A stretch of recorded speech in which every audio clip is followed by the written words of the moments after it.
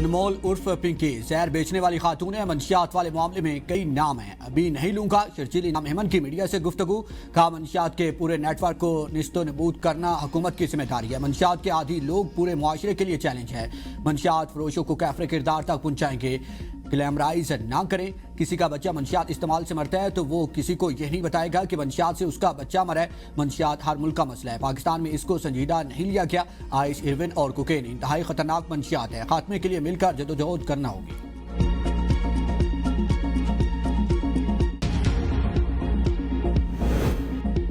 انمول عرف پنکی کا شناختی کارڈ اور پاسپورٹ تفتیشی ٹیم نے حاصل کر لیا۔ ملزمہ پنکی نے 17 اپریل 2018 کراچی سے پاسپورٹ بنوایا۔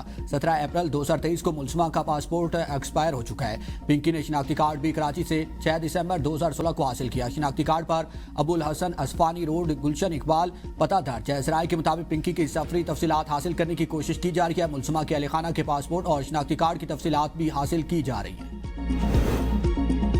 وزیر دفاع خواجہ آصف نے ڈرگ ڈیلر انمول پنکی کو پاکستانی ایپسٹین فائلز قرار دے دیا۔ ایکس پر پوسٹ میں لکھا کہ پنکی ایپسٹین فائلز کا پاکستانی ورژن ہے۔ خواجہ آصف کا ایپسٹین فائلز کی طرف اشارہ اس بنیاد پر دکھائی دیتا ہے کہ انمول پنکی کے گاہکوں میں بھی بڑے بڑے نام شامل ہیں۔ انکشاف کیا گیا ہے کہ پنکی کے گاہکوں کی فہرست میں 30 کے قریب سیاستدانوں کے نام بھی شامل ہیں۔ باکو میں مریم نواز کا شاندار سفارتی استقبال۔ صدر الہام علیوف سے وزیر اعلیٰ پنجاب مریم نواز کی ملاقات۔ صدر نے آذربائیجان اور پاکستان کے مابین برادرانہ تعلقات اور اسٹریٹجک شراکت داری کی ترقی کو سراہا۔ ملاقات میں سیاسی، اقتصادی، سفارتی، دفاعی اور دیگر شعبوں میں تعاون پر تبادلہ خیال کیا گیا۔ مریم نواز نے صدر الہام علیوف کو نواز شریف اور شہباز شریف کا سلام پہنچایا۔ صدر الہام علیوف نے سلام کا شکریہ ادا کیا اور درخواست کی کہ ان کا سلام بھی وزیر اعظم پاکستان اور نواز شریف تک پہنچا دیا جائے۔ حالیہ ایران امریکہ کشیدگی کے بعد بحالی امن کے لیے پاکستان کی ذمہ دارانہ اور ثالثی کردار کی تعریف۔ مریم نواز نے کہا کہ آذربائیجان کا دارالحکومت باکو ثقافت اور جدید اربن پلاننگ کا حسین امتزاج ہے۔ خوبصورتی نے گہرا اثر چھوڑا۔ پاکستان مسلم امہ کی واحد مسلم ایٹمی قوت ہونے کے ناطے عالمی نقشے پر غیر معمولی اہمیت کا حامل ہے۔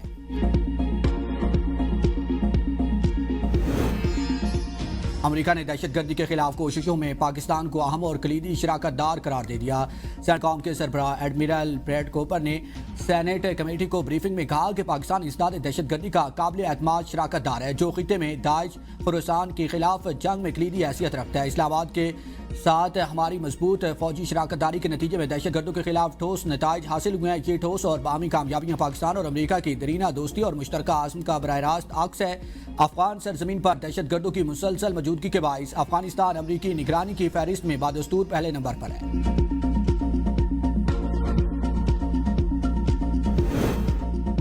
پاکستان عالمی سطح پر ایک اہم ملک، تسلیم شدہ ایٹمی طاقت اور تاریخی کا ان منٹ حصہ ہے۔ ذمہ دار ایٹمی ریاستیں وجود مٹانے کی نہیں، اسٹریٹجک بردباری کی زبان استعمال کرتی ہیں۔ بھارتی آرمی چیف کے اشتعال انگیز انٹرویو پر ترجمان افواج پاکستان کا رد عمل، کہا کہ ایٹمی ہمسایہ ملک کو مٹانے کی دھمکی ذہنی دیوالیہ پن اور جنگی جنون ہے۔ بھارت خطے میں دہشت گردی کا سرپرست اور ماورائے سرحد ٹارگٹ کلر کا مرتکب ہے۔ بھارتی قیادت جنوبی ایشیا کو ایسی جنگ کی طرف نہ دھکیلے جس کے نتائج پورے خطے کو تباہ کر دیں۔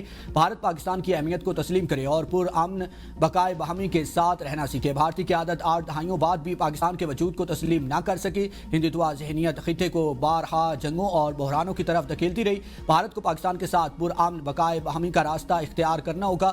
پاکستان کو نشانہ بنانے کی کوشش خطے سے باہر تک سنگین نتائج لا سکتی ہے۔ مارکے حق کے دوران بھارتی عزائم اور کمزوریاں بے نقاب ہوئیں۔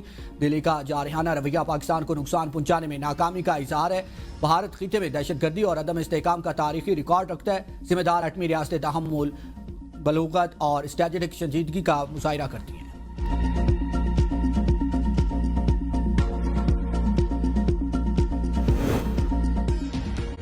افغان لڑکیوں کی 6ٹھی کلاس تک تعلیم کی پابندی کے 5 سال مکمل۔ طالبان رجیم افغان نے معاشرے کو سخت دباؤ کا شکار کر دیا۔ عالمی جرید یورپین ٹائمز کے مطابق طالبان کا طرز حکمرانی علاقائی استحکام، شدت پسندی اور افغان آبادی کی نقل مکانی کا باعث بن سکتا ہے۔ طالبان کا نظام حکومت معاشرے کی کڑی نگرانی اور بنیادی آزادیوں پر سخت پابندی پر مبنی ہے۔ خواتین نقل و حرکت، روزگار اور علاج سے مکمل محروم ہیں۔ خواتین محرم کے بغیر علاج کی سہولیات بھی حاصل نہیں کر سکتی۔ خواتین محرم کے بغیر اقوام متحدہ کے امدادی سینٹر میں بھی داخل نہیں ہو سکتی۔ بیوی شوہر کا گھر بغیر اجازت چھوڑنے پر سخت سزا کی حقدار قرار۔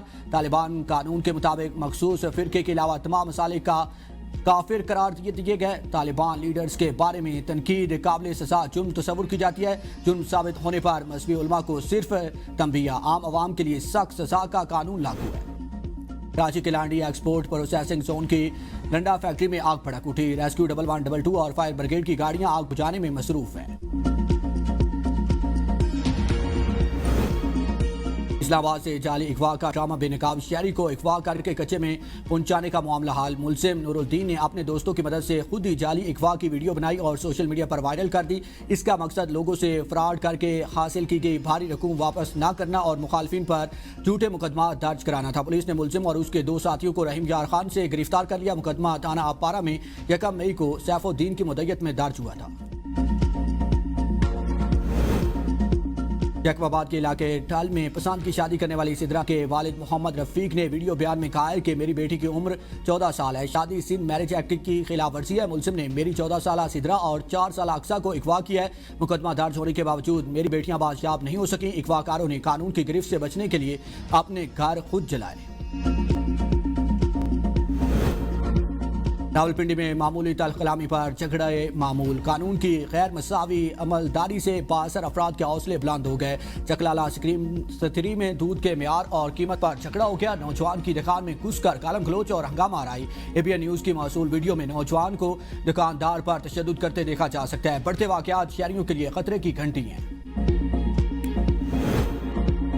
1,23,684 پاکستانی عازمین حج سعودی عرب پہنچ گئے۔ سرکاری اسکیم کے 97,208 26,000 سے زائد پرائیویٹ عازمین سعودی عرب میں موجود ہے۔ پاکستان سے مجموعی طور پر 1,79,210 عازمین فریضہ حج ادا کریں گے۔ حج پروازوں کا سلسلہ 21 مئی تک جاری رہے گا۔ اختتام میں صرف 4 روز باقی۔ وزیر مذہبی امور سردار محمد یوسف سیکریٹری مذہبی امور کے ہمراہ پاکستان حج مشن کا دورہ کریں گے۔ ترجمان مذہبی امور کا کہنا ہے کہ وزیر مذہبی امور جاری حج انتظامات اور عازمین کو فراہم سہولیات پر بریفنگ لے گے۔ پاکستانی عازمین کی خدمت کے لیے معاونین حج میڈیکل اور فیلڈ سٹاف متحرک ہے۔ پاکستانی عازمین کو کھانے، رہائش اور ٹرانسپورٹ کی سہولیات مسلسل فراہم کی جا رہی ہیں۔